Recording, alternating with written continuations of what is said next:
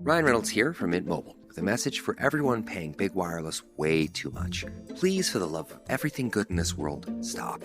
With Mint, you can get premium wireless for just $15 a month. Of course, if you enjoy overpaying, no judgments, but that's weird. Okay, one judgment. Anyway, give it a try at mintmobile.com/switch. Upfront payment of $45 for 3-month plan, equivalent to $15 per month required. Intro rate first 3 months only, then full price plan options available. Taxes and fees extra. See full terms at mintmobile.com. If you would like to discuss the murder in your family on this podcast, please be sure to visit themurderinmyfamily.com for more information. You can support this podcast by visiting patreon.com/themurderinmyfamily. This episode may contain unsettling material or subject matter. Listener discretion is advised.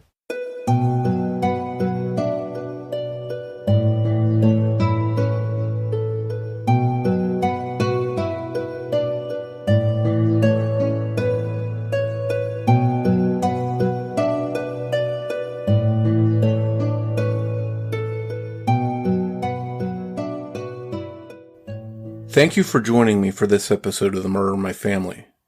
This episode starts another run of 10 new episodes. Before we get started, please allow me a moment to share some important information. If you find that you enjoy this podcast, please take a moment to rate and review it wherever you listen to podcasts so that the show can continue to grow and reach new listeners. To learn more about the show or the cases we discuss, please visit themurderinmyfamily.com.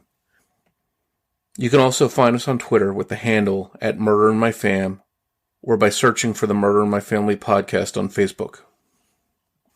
If you'd like to support this show via Patreon donation, it's always appreciated, and you can do so by visiting patreon.com/themurderinmyfamily. Benefits of supporting the show on Patreon include early commercial-free access to new episodes of the show, plus bonus material not heard in regular episodes, and may include such things as thank you cards, stickers, and more. If you prefer to, you can also support the show through a PayPal donation by visiting paypal.me/themurderinmyfamily. In each episode, I'll give shoutouts to any new supporters. In this episode, I'd like to thank Michelle Duncan, and thank you to all of the supporters that generously donate and keep the podcast going and improving. Thank you, and now on with the show. This episode of The Murder in My Family is airing 3 days before Christmas in 2018, right in the middle of the holiday season.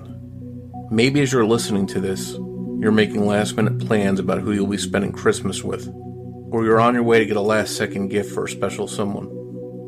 For many of us, Christmas is a special time of year that brings back happy memories from years past. But for Cheryl and Springfield's family, Christmas is a sad reminder for them of Cheryl's brutal murder 38 years ago this week on Christmas Day in Fort Worth, Texas. Cheryl should have spent that day with her young son opening gifts under the Christmas tree. Instead, detectives would be searching for clues and evidence under that tree. Sadly, all of these Christmases later, Cheryl Springfield's case remains unsolved. 21-year-old Cheryl, who was affectionately referred to as Sissy, had just divorced from her husband of 3 years, Scott Springfield, and while being single once again was taking some getting used to, Cheryl was happy to have a 2-year-old son, Scott Allen, from the relationship. Despite the divorce, Cheryl remained on good terms with Scott and his family, even moving in with Scott's sister, Cindy. Cheryl and Cindy lived in the same home where Scott and Cindy had grown up, on Whittier Street in South Fort Worth. 2 teenage girls who were friends with Cindy also lived in the home. On Wednesday, December 24th, 1980, Christmas Eve, Cheryl's mom picked up Cheryl and Scott Allen, and they celebrated the holiday together before she dropped them back off at home later that night at around 10 p.m. When Cheryl arrived home, Cindy and the 2 teenage housemates all went out, leaving Cheryl alone to watch over Scott Allen and Cindy's daughter. About 2 hours later, early on Christmas just after midnight, Cheryl and her ex-husband spoke by phone. They didn't want their son to experience Christmas without the family being together. So Cheryl told Scott to come over first thing in the morning so that they could watch together as Scott Allen opened up his presents. Scott told Cheryl that he would be there around 6 a.m., and they ended their phone call. 6 hours after the call, at around 6 a.m., Scott, who was living about 5 blocks away from Cheryl and Scott Allen, walked over towards their house carrying the big wheel that he had bought his son for Christmas. When he made it to the house, he pulled a key that he had that opened the front door, and he let himself in. When Scott opened the door, he immediately heard his son Scott Allen crying in the bedroom that he shared with Cheryl. As he walked past the Christmas tree, heading towards the sounds of his crying son, he noticed out of the corner of his eye a naked woman on the floor under the Christmas tree. He wasn't alarmed, and his first thought was, "Who's the drunk girl laying on the floor?" He assumed it was one of the teenage girls that lived there. Scott walked into the bedroom and found his young son crying in bed, but there was no sign of Cheryl. In the other bedroom, Cindy's daughter was sound asleep. Scott got the feeling that something wasn't right and quickly made his way back to the living room to look closely at the girl under the Christmas tree. To Scott's horror, the naked body was that of his ex-wife Cheryl. He bent down to check on her and noticed that she had a cord tied around her neck. As he put his hand on the cord, he realized that Cheryl was dead, and there's nothing he could do to save her. He quickly reminded himself not to touch any evidence, as it was obvious that Cheryl had been murdered. He immediately summoned police. Police arrived at the scene and began to investigate it, as Scott did his best to stay calm and console his 2-year-old son. Cheryl's parents were contacted, who then reached out to Cheryl's sister Jan, who was living in California. They needed to deliver the heartbreaking news that Cheryl was dead. Cheryl's mom would feel guilty for years, thinking that she had somehow dropped Cheryl off at home to be killed. She passed away never knowing who murdered her daughter. Cheryl was laid to rest at the Breckenridge Cemetery in Breckenridge, Texas, the city where she had been born. Cheryl's mother had selected a blue dress to bury Cheryl in because it looked warm.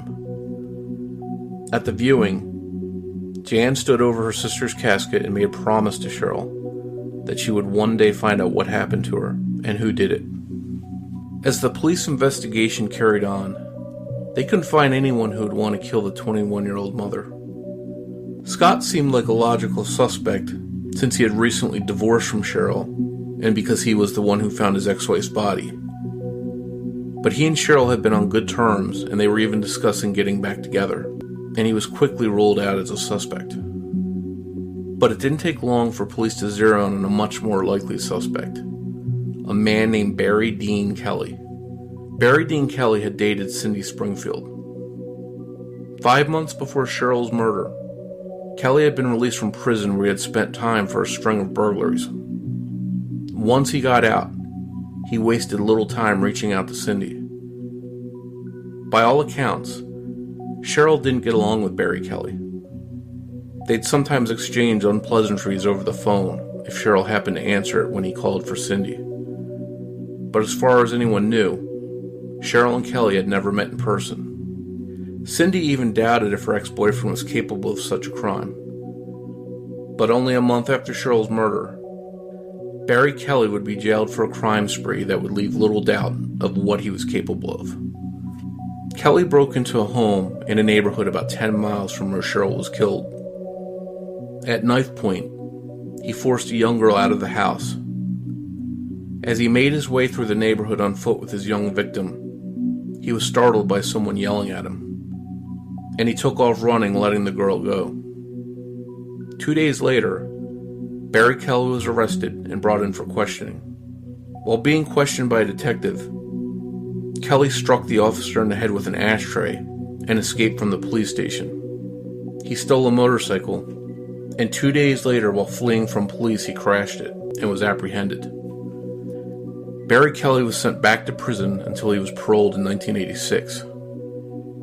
Once again, he immediately reached out to his ex-girlfriend, Cindy Springfield. In February of 1987, more than 6 years after Cheryl Springfield was murdered, her sister-in-law Cindy married Barry Kelly. But it wasn't long after they married that Cindy began to see a dark side of her new husband. He was controlling and dominant. At gunpoint, He forcibly tattooed his initials onto Cindy's hand. Cindy dealt with the violent behavior, but she had enough when she found out she had contracted hepatitis from her husband, and she left him. Despite Cindy leaving Kelly, he wouldn't leave her alone. And at one point in October 1987, Barry Kelly kidnapped Cindy from a store. He brutalized Cindy for hours, but fortunately he let her go. Cindy went straight to the police, who quickly arrested Kelly and charged him with kidnapping. It was while he was in jail for attacking Cindy that police linked Barry Kelly to the murder of a 63-year-old woman named Melva Teams. Melva Teams had vanished from her home in northwest Fort Worth on October 5, 1987. Melva's cash, purse, jewelry, .22 caliber handgun, and pickup truck were missing as well. Semen was found on Melva's bedspread, and it was taken into evidence. On October 17th, 12 days after Melva was last seen, her body was found near a creek bed. Material torn from her shirt had been tied around her neck. The knot used to tie it was familiar to investigators. It was the same kind of knot used in the cord tied around Cheryl Springfield's neck. It turned out that Barry Kelly had dated Melva's daughter during 1986. Witnesses also linked Barry Kelly to Melva Teams' stolen truck. The DNA found on Melva's bedspread was compared to Barry Kelly's DNA and was found to be a match. Kelly was arrested and charged with kidnapping and murdering Melva Teams. In 1988, he was tried and convicted of her murder and sentenced to life in prison. Police felt that Kelly had also murdered Cheryl Springfield, but if they have DNA evidence to link him to her murder, they haven't publicly said so. Barry Kelly reached out from prison to investigators in Cheryl's case and hinted that he had information about her murder. Police visited with him, but it quickly became apparent that he was toying with them, and he wanted favors in return for information. It turned into a dead end. 20 years later, Barry Kelly remains locked up in prison for the kidnapping and murder of Melva Teams. But if he was responsible for Cheryl Springfield's murder, there's been no official connection made. Although they might not be able to prove it, investigators think that Kelly murdered Cheryl Springfield, and so does Cheryl's family. Maybe one day Barry Kelly will be charged in Cheryl's murder, but until that day comes, Cheryl's sister Jan won't forget the promise she made to her sister 38 years ago, not to give up on looking for the truth in Cheryl's case. Cheryl's sister Jan joins me to discuss that promise that she made so long ago, as well as new developments in her sister's case.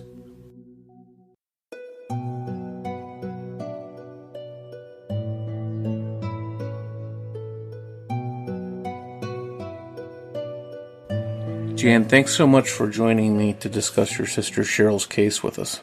I appreciate you coming on. Hi. We're recording this interview during the fall. It's November, and we're just a month away from the 38th anniversary of Cheryl's murder. How hard is this time of year in particular for you and your family? Well, I'm the only one that's really left. Both my parents are gone. I have some cousins and things, and I think that, I think when it gets around the holidays and people are putting up Christmas trees and things like that, I think in the back of our memories we still think about, how she was found and stuff, but I think you just push through it for your kids. Being the only one left in your family that's here to try and see this case solved, do you feel like that's sort of a weight or a pressure on you that you've got a big mission to accomplish? I'm 60 years old, and people don't live forever. So, yeah. It's just, I feel like sometimes we're running out of time. How long after the murder did you start taking it upon yourself to try and keep the case alive and keep it out there and see if it could be solved one day? The day after it happened. So I was in California, so as soon as I got back, I got pretty active. But I was very, very young, so I was probably not doing anything that would really help. I think the older I got and the more that I got involved with the legal system and law enforcement and things like that, the more I learned about different ways to go about it. Things that were more productive in trying to help solve it than just being a 22-year-old girl trying to, figure out her own life, much less trying to figure out who killed her sister. And that's in the era before internet and all the technology we have now. So it was probably a lot harder to do that back then. Yeah. No DNA, no internet, no nothing. If you can, tell us a little bit about your sister. Tell us what Cheryl was like and some of your memories of her, if you could share that with us. I can. And sometimes I was thinking, when you and I first started talking, I thought, he's going to ask me things about her. And it seems like I had gotten so focused over the years of solving her case and doing what I promised and trying to get justice for her that I was starting to forget who she was. And I got to really thinking about it, and I thought, I've just worked so hard on one thing that I'd kind of forgotten things about her. And she was funny, and she was pretty, and she was loving, and she was compassionate about what she believed in, and she was a loyal friend. And we were both so young that, how when you're younger, you fuss and fight with your siblings, and you have a chance, when you get older, to outgrow that. You become friends, and you get old together, and you lose your parents together, and you do all those things. And we never got to that point. We kind of got stuck with being, siblings that just quarreled, to the better part of my adult life, trying to keep her promise. Does any of that make sense? Yeah, absolutely. It's almost as if you lost maybe focus, trying to shift focus one area, and it reflected maybe in a negative way in another part of your life. Does that make sense? Yeah. Yeah. Yeah. I don't think we've ever, myself, have ever sat down and grieved for her. I don't grieve for her. It's the next move. It's the next new test that comes in. It's the next. It's just the next. The next. What can I do? And I've never ever got to sit down and I miss you, and I'm sorry, and this should have never happened to you, and I just haven't had a chance to do any of all that. Almost like a mission you have for yourself that sort of takes you away from focusing so much on Cheryl and just focusing on seeing who did this. The case. Yeah. Right. It's the case file. Yeah. And that's a sad fact of these murder cases that we discuss on the show, because, obviously a person is killed and they're taken, but also their family members, their lives are affected in a negative way for the rest of their lives. So in a way, they're victims too, in another sense. Yeah. Yeah. I mean, you go on. I mean, you live. You grow up, and you have kids, and you have grandkids, and you have some joy, and you enjoy life. You do things that make you fun and everything else. But then down underneath, there's just that part of you that's just, I don't even know how to explain it. Yeah. It's like a piece of your life has been taken. Yeah. And this thing with me, a lot of it is not just, I promised her as my baby sister that I would do this, but she was 21 years old. Her life had value. She meant something. She was important to somebody. In her short little life, she didn't have a chance to make, her imprint on the world, or what she would have become, or what she would have done. So with the internet and things that go out, like your podcast and Deanna's podcast and things like that, when I'm long gone, if you Google her name, or you're looking at some old crime things or something, she's going to pop up. She existed. We loved her. She meant something. She'll always, be out there floating around in cyberspace somewhere. Yeah, I was going to say that's an interesting perspective that I haven't heard before. She'll live on. She'll live on forever. Yeah, it's not odd. It makes sense exactly what you're saying. It's it makes total sense from that standpoint. And obviously not live on the way that you'd like her to, but at least you'll know that people know who she is and that she did mean something. If you could take us back to when this first happened, how did your family get the news that this had happened to Cheryl? Her, and it gets kind of complicated. She lived at home, and then she married Scott, and they moved out, and they got divorced, and she was living back at home with my mom. And Scott's sister was living in Scott's parents' house and had asked her to come live with her. She had only been in that house for a few weeks. And so she was living with, and her and Scott were trying to reconcile. And she was living with Scott's sister Cindy and two other girls. And Mom, we had never, and I wasn't here, I was in California. So we had never had Christmas Eve or Christmas on Christmas Eve, ever. Not in the history of ever had we ever done that. And this year they did it so that, and I called her Sissy, or Cheryl, could go back to her house and wake up Christmas morning and have Santa Claus for her little boy, Scott Allen. And Scott was supposed to come down that morning. Mom dropped her off, about 10-ish. And then Scott said he talked to her about 12. And then he had come down there to wake her up that morning so they could do the Santa Claus thing with Scott Allen. And when he walked in the house, he found her in the middle of the living room floor under the Christmas tree with the cord wrapped around her neck.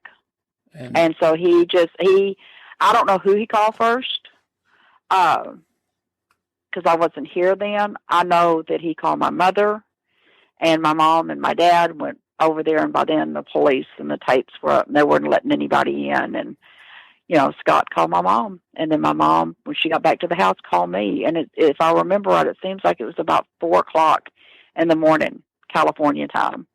And a friend of mine picked up the phone, and they said, "Your mom's on the phone." And I said, I'm like, "Hello." And she's like, "Your sister's been murdered. You need to come home." Was she in shock at that time too? Yeah. And I remember I flew back home, and my dad, he was my stepdad, but he raised us from the time we were little, so he was my dad. And this man was a roofer, and he was a big man. I mean, he wore a size 13 ring on his pinky finger. He was a big man. And I watched him down a fifth of vodka and it not even faze him. And my parents were just broken. I mean, as broken as you can ever see anybody be. And, it was, I don't remember a whole lot of, there were people in and out, and they were talking, and they were talking about this and that. And, it's just, none of that stuff registers. It's hard now with me even doing what I do, and I've worked, in the system for 30 years. It's hard to process.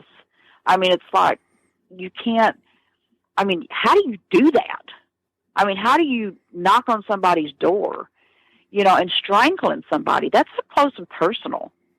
It's just a kid. She was a kid, I don't understand it. I don't know that I ever want to understand it. I don't know if I want to go that dark. Yeah, because to understand that would mean you'd be getting into the mind of whoever did that. A very dark place. Yeah. And I don't know if you've looked at anything or read any of the podcasts or the articles or things that we've done, but I know who did it. And, it's just, and I'm relentless. I will not give up. And sooner or later, I'm going to get him. Sooner or later, technology is going to catch up with what we have, and I'm going to get him. And it's a death penalty case. And he knows that. I'm just very passionate about it. You mentioned earlier Cheryl's son.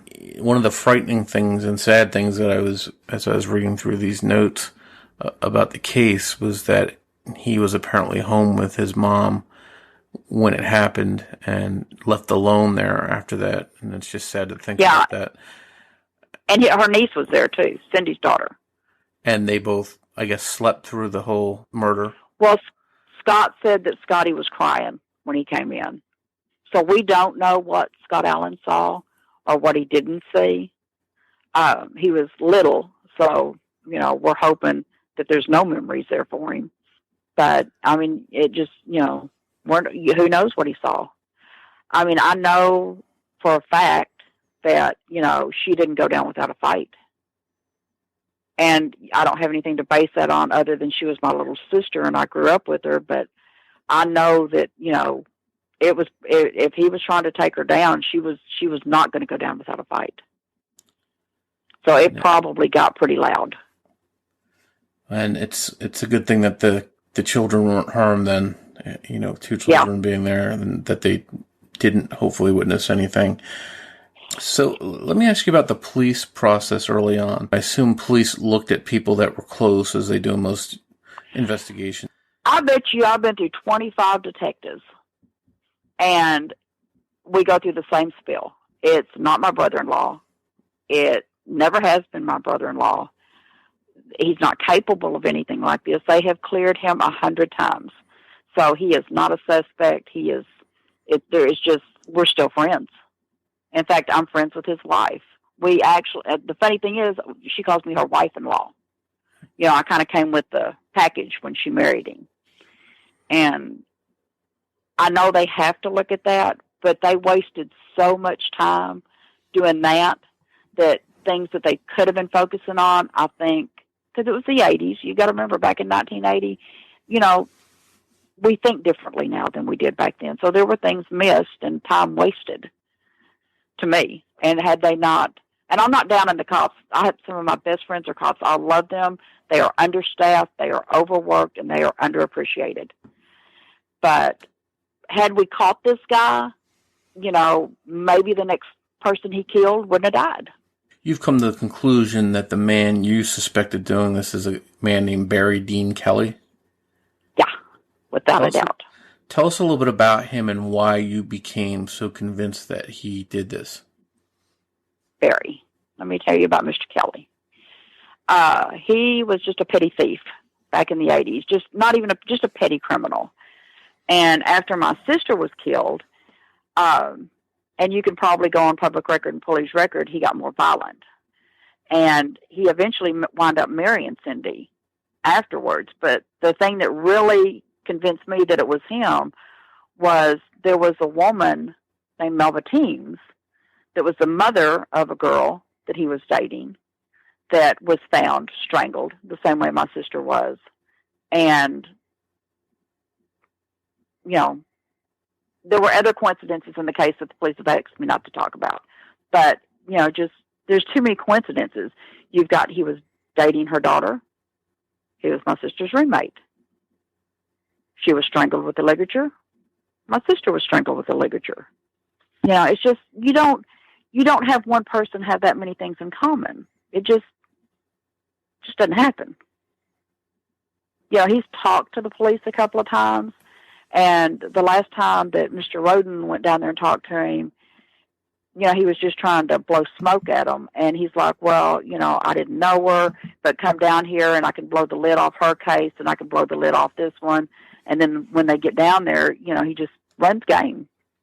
So he's not, when he says he knows stuff or he's going to help, it's almost like he's playing games. Yeah. And was the case that the police didn't have enough to link him to the crime? Is that why he wasn't ever arrested for it? Right. And what's his status currently? He's in prison for... He is in prison for life. He is in prison for killing Melva Teams. And hopefully he doesn't get out for that and stays there. But at the same time, you want to know if he did do this, that he still faces justice for what he did to your sister. Right. And in all honesty, he's got a life sentence, and because it's so old, he does come up for parole. And he's got another case, an arson case and a kidnapping case, and I don't remember something else, I think, and he got 25 years on each one of those. It doesn't bother me if they go down there and they say, we're going to give you 25 years, we're going to give you credit for time served, we're going to give you the same sentence. Just tell us what happened. At this point, it's just tell me what happened.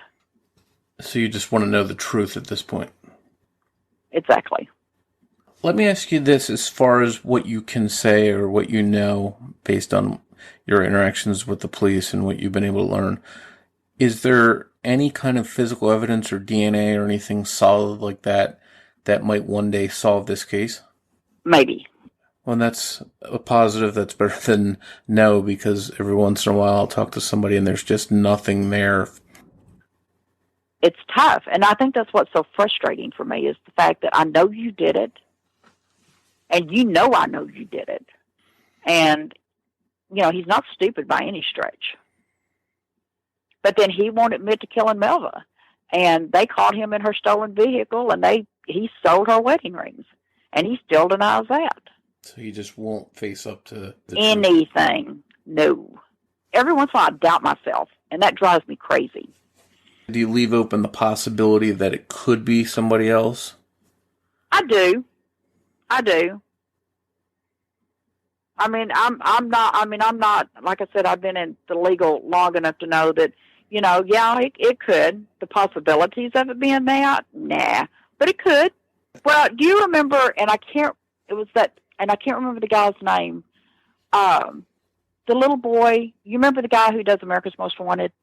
Adam Walsh you're talking about? Yeah, his son. Yeah. But what was the guy's name that killed his son? Otis Toole. I could see him. Thank you. Mm-hmm. He confessed to killing her, but it didn't match up. You know, he was saying, you know, she opened the door, she was in a black nightgown, blah, blah, blah, blah, blah, blah. I mean, you know, we've had things through the years where, you know, we've looked at this or looked at that or thought this or thought that, and they just don't pan out. I guess the pieces fit for me with him. They just all go neatly in their little spots.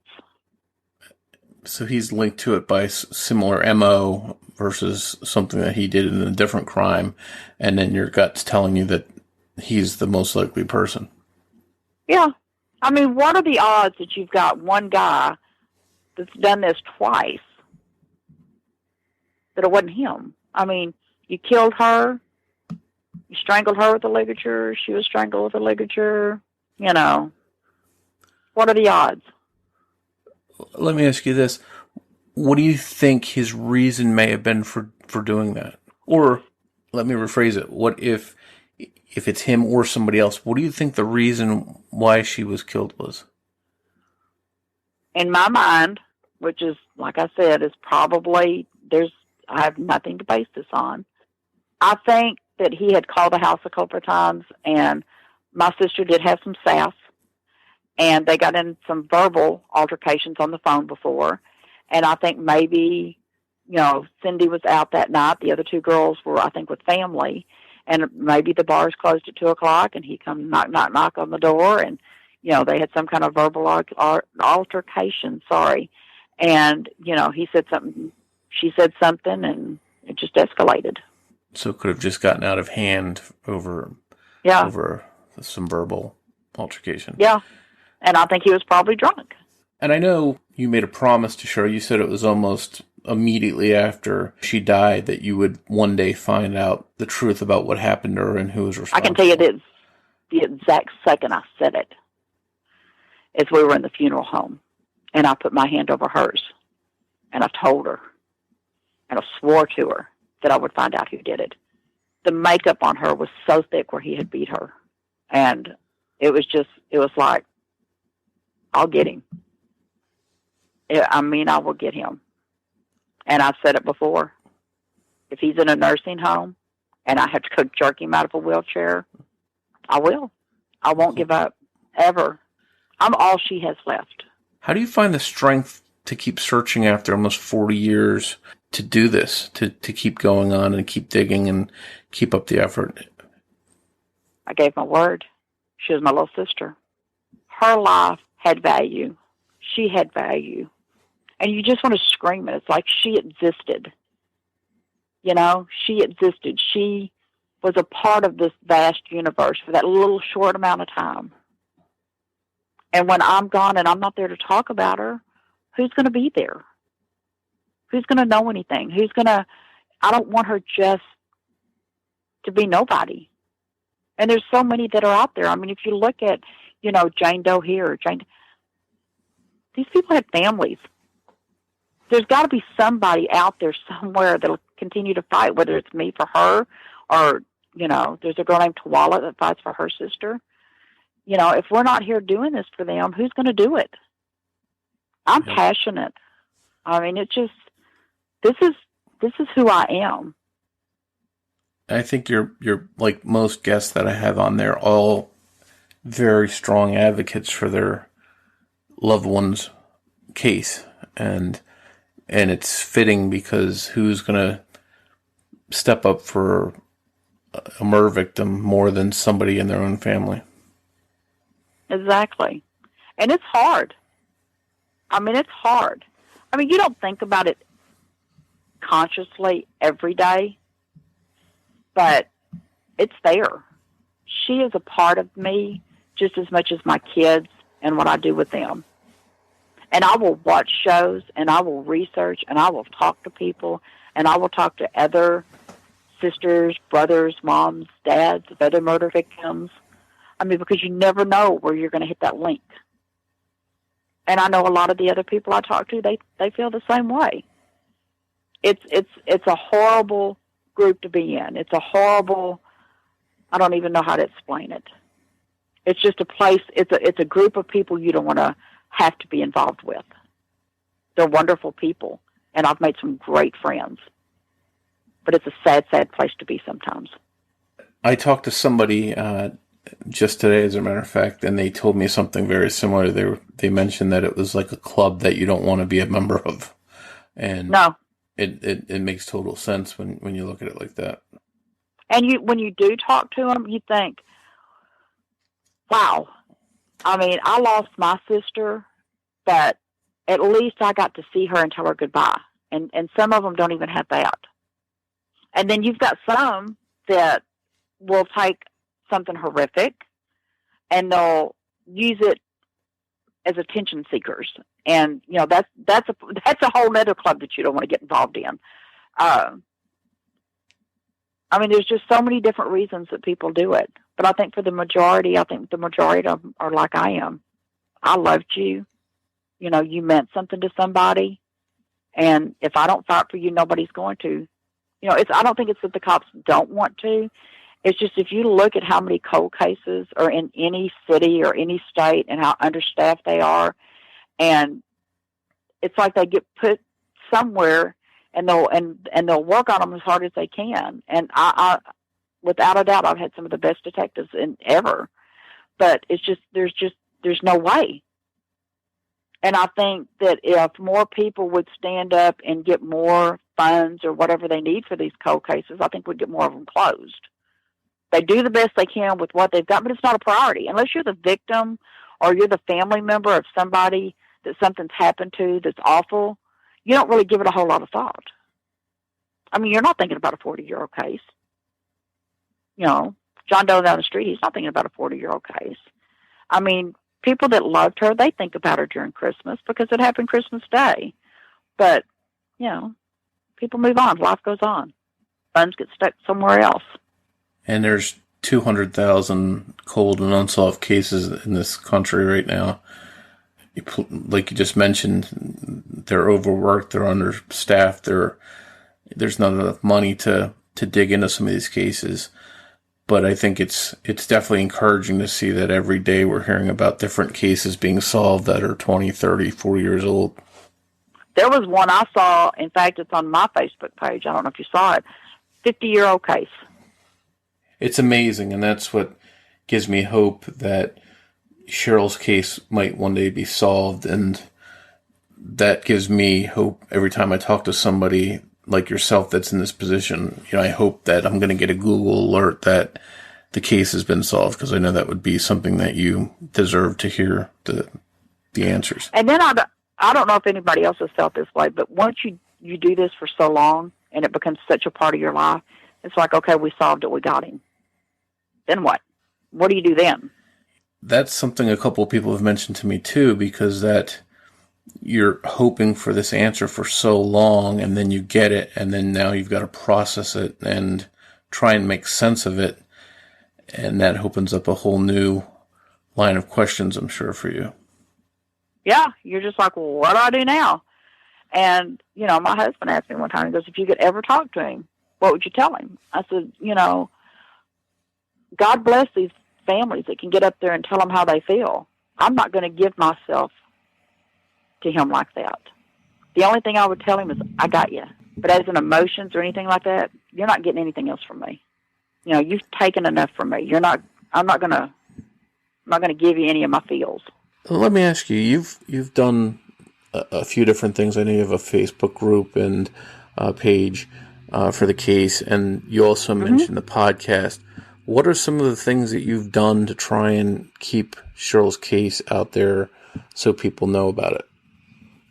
Oh, my goodness. She has a Facebook page, and I have a friend, Katrina, that helps me with that, because I've gotten where I've done it for so long that she helps me see things differently.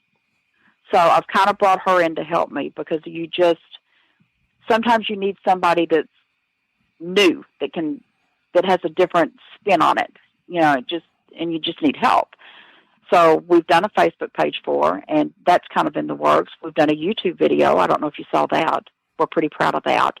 I call the police department every 30 days without fail. And if, you know, and like I said, I love my detectives, but you don't not call me back, because then I'm going to start stair-stepping. I'm going to start going up the chain of command. We're not going to set her file over here in a corner and let it gather dust. It's going to be sitting right out here. And I understand that they've got hundreds of thousands of cases they've got to work on. And they've got ones that are newer, that they have DNA or they have more evidence. I get all that. I do. I have one sister. And I care about those other families. But I have one sister. I have one sibling. And her file's right over there. And I just want to make sure that she doesn't fall in the cracks. You just want to make sure that she's part of the caseload that they're working on and looking at. Exactly. I know it can be solved. And I think had we not lost Jeremy Roden, I think he would have done it. I really believe he could have done it. You mentioned that you did have some good detectives along the way, some different police that were working on it. And it sounds like you just mentioned Jeremy Roden. Did he get taken off the case, or did he pass away? He passed away. Okay. But you felt that he was somebody that could really get something done with the case. Absolutely. And it wasn't just that. I know he was overworked, and I know he had cases probably that were 3 feet deep around him. But when I called, that case was the most important one he had. He always called me back. Whether I don't know what he was doing, but that second when he talked to me, that was the most important case he was working on. And that's how he made me feel. And I appreciated that. And, you know, I will be forever grateful for that feeling. He was the best. Well, hopefully somebody else is working on the case now that's going to have the same initiative and the same drive. He was passionate about his cold cases. I will tell you that. Every one of them was important to him. And even when he was sick, and I didn't know he was sick, even when he was sick, if I shot an email out and said, hey, got any update? No, not right now, but I'll be back to work soon, and, you know, we'll get back on it. Even then, he was still, you know, the communication, I think, is real important to keep open with the families. You know, just keep talking. You know, let them know that their case is important, that it's there, that you're looking at it, that it means something, that it's just not pushed to the side. And like I said, I get it, you're overworked, and I get it that you're understaffed. And I try to be understanding of all that, but, you know, we go back to the same thing. I had one sister. That's her file right over there. You know, don't let it sit over there. You can solve this. Some way, somehow, you can solve this. People, you know, back then, we didn't have DNA and stuff, but somebody's got to know something. They have to. It's frustrating. I can tell you that. It's frustrating. Yeah, I can definitely tell by just talking with you how invested you are in seeing it solved, and how frustrating it can be for you.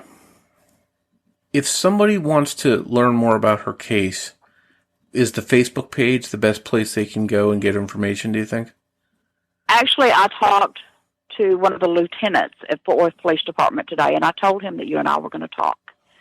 And I said, I need a number that in the event that somebody wants to talk to you, that they can talk to a person.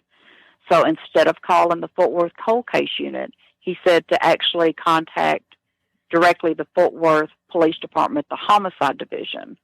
And that's 817-392-4330. And he said they have a secretary that answers the phone and that they would be willing to talk to anybody that called. And he knew I was going to talk to you, and he was very, very helpful. And if they do want to look at your Facebook page, what's the name of the Facebook page? It's Justice for Cheryl, Lynn, Tunnell, and it's with 2 L's, Springfield. And the YouTube is the same, and the YouTube is so pretty. And my friend did that for us, and it's beautiful. But she did a really, really, really pretty video. I mean, it's I have to keep it. I want to keep her case. I don't want to make it like it's a spectacle or it's this or that or the other. I want to make it with class and dignity. So it's nice. But I'm not. You want to air this thing on Christmas Day when people got the feels and they're all with family and it gets more attention, I'm all for that too. Anytime I can get it running during the Christmas holidays, because people start thinking, oh my God, young mom, she was killed, her kid was in the house, hey, I heard somebody said something one time, blah, blah, blah, whatever it takes, whatever I have to do to keep her case out there, whether it's, you or, getting a podcast with Deanna Boyd or getting a newspaper article or putting a Facebook page on or whatever I have to do to keep it going. Thank you for listening to this episode of The Murder in My Family.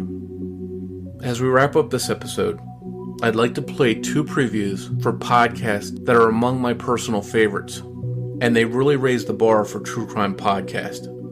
Those podcasts are Generation Y and The Minds of Madness. If you aren't already listening to these, please give them a listen because they're both excellent. And I just want to give a special shout out to Tyler from the Minds of Madness podcast, who's been under the weather lately. Here's to hoping he's feeling better. And to all of you, I just wanted to say once again, happy holidays. And remember that every murder victim means something to somebody. How you doing tonight, Aaron? I'm doing fine, Justin. How are you? I'm doing great. We are the Generation Y, and we've been around quite a while. Since 2012. We've been doing true crime, murder mysteries, conspiracies, controversies, wrongful convictions, missing persons cases, anything and everything under the sun. Here's what you can expect. They didn't know it, but they were 1,000 feet or so from where these 3 girls were being held captive. When he brings these young ladies back to his house, they would have this chain wrapped around their neck and their stomachs. And they're beaten. Under the control of a psycho. I mean, he lied about everything. Now you can't trust anything he's done. I think this is anyone's worst nightmare. These women were killed in one place and then taken and dumped somewhere else. That chaos, that unpredictability made him so terrorizing. The strongest evidence they have is the eyewitness testimony of a 6-year-old boy. He placed his body underneath the house. I think this is less of a story about a monster and more of a story about survival. We're Generation Y. Look us up on Apple Podcasts, Stitcher, Spotify, or your favorite podcast app, and hit the subscribe button.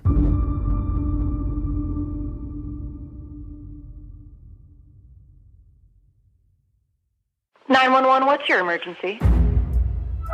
Every 60 seconds, a person is murdered somewhere in the world. There was a shootout in my house. I can't believe it. What causes ordinary people to do unthinkable things? He stabbed me in my neck. And he says, look how easily I could kill you. The Minds of Madness is a true crime podcast that examines the most disturbing criminal minds.